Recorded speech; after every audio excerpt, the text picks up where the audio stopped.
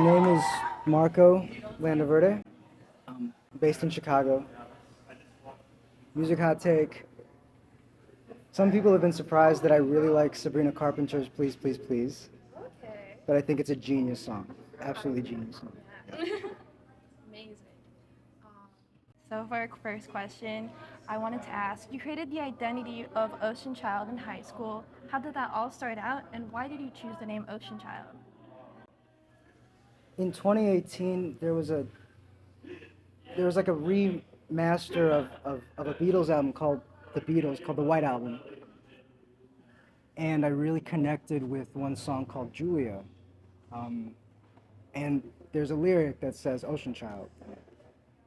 And I later learned that I think it means Yoko Ono. Yoko Ono's name means Ocean Child, which is like really cool. I really love Yoko Ono. That's how it started. I had the name, I had a SoundCloud. And I started producing beats when I was like 14, just messing around. And I eventually started like writing songs. And so I posted on SoundCloud. That's kind of how it started. So it started as a solo thing. It's cool to have seen it grow into something. When did it become like a whole band? I think, so I started Ocean Child in like 2019. Then COVID happened. And so it was still a solo thing. A lot of it written in isolation. But then, I think in the summer of 2021, we started playing together. And I knew some musicians from high school.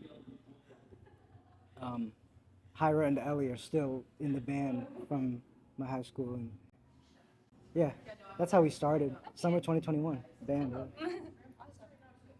What is your earliest core memory with music?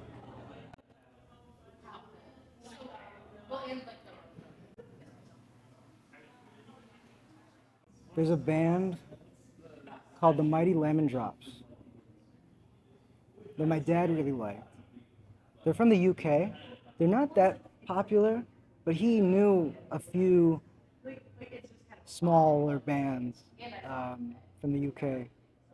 And I remember listening to one of their albums a lot and really connecting with it. I can't remember what it was called, but that was a big moment for me. Another moment was, I remember hearing this song by Maroon 5 called Harder to Breathe. And I loved that song. I remember singing it in the car a lot. It's like a big deal. Why do you love that song? I don't know. I still hear it. It's a really good song. It's like really well written. I'll have to give it a listen. It's awesome.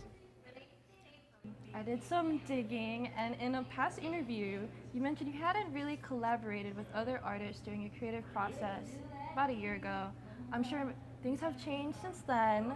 I've seen you've been performing with other artists in Chicago. What has changed, and how has it impacted your creative process today?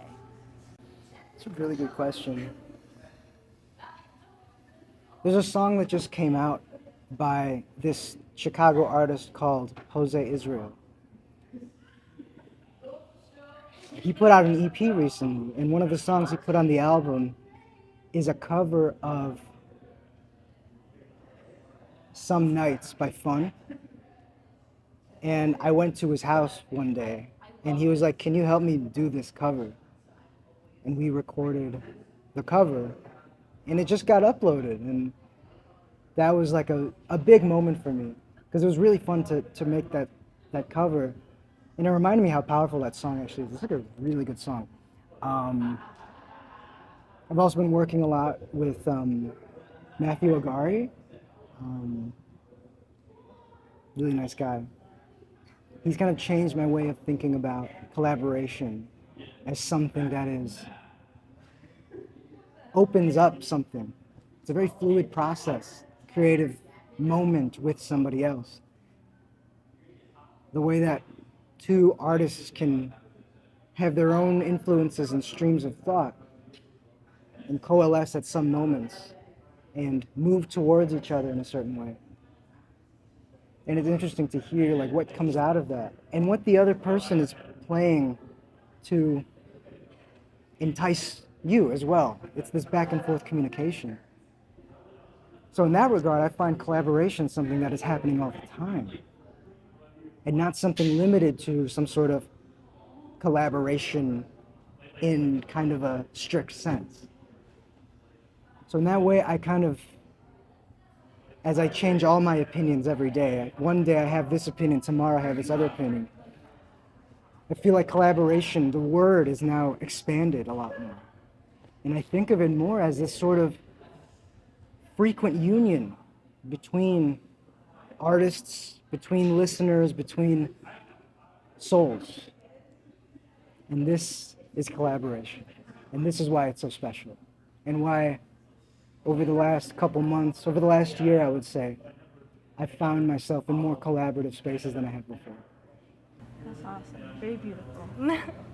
um, Taking a few steps back on talking about music, what are some of your favorite movies or books that you would recommend? These are books. There was a recent series at the Music Box in Chicago, since David Lynch just passed. And I went to 2 Eraserhead showings. So Eraserhead has to be one of my movie picks. Book-wise, I just finished this book called A Wild Sheep Chase. I read it 2 years ago and I connected with it. But I just started it up again and finished it really quickly. I hadn't finished a book that quickly in a long time. It's a really good book. Like, really good book. It's one of Murakami's more underrated novels. But this one's really good, yeah. Okay. And then looking back, you have quite a long history here at Urbana-Champaign, from performing at DIY venues here at UIUC to opening for sales at Fullinger 2 years ago to State of the Art last year. How does it feel to be back and headlining at Canopy Club? It's awesome. Urbana is a really special place. Urbana-Champaign. Some of my favorite shows we've ever done have been in this area. Just walking around the campus for a bit was really fun, in between the sound check and what we're doing right now. And it's a lot of good memories. Some of my favorite shows have been the house shows, though. So it's great to be back and to feel welcome and to feel here, present. Is there like any restaurants that you like to go back to here? We were just at Cafe Paradiso. I really like that one. Yeah, Paradiso. Really fun. That's all for my questions, so thank you so much.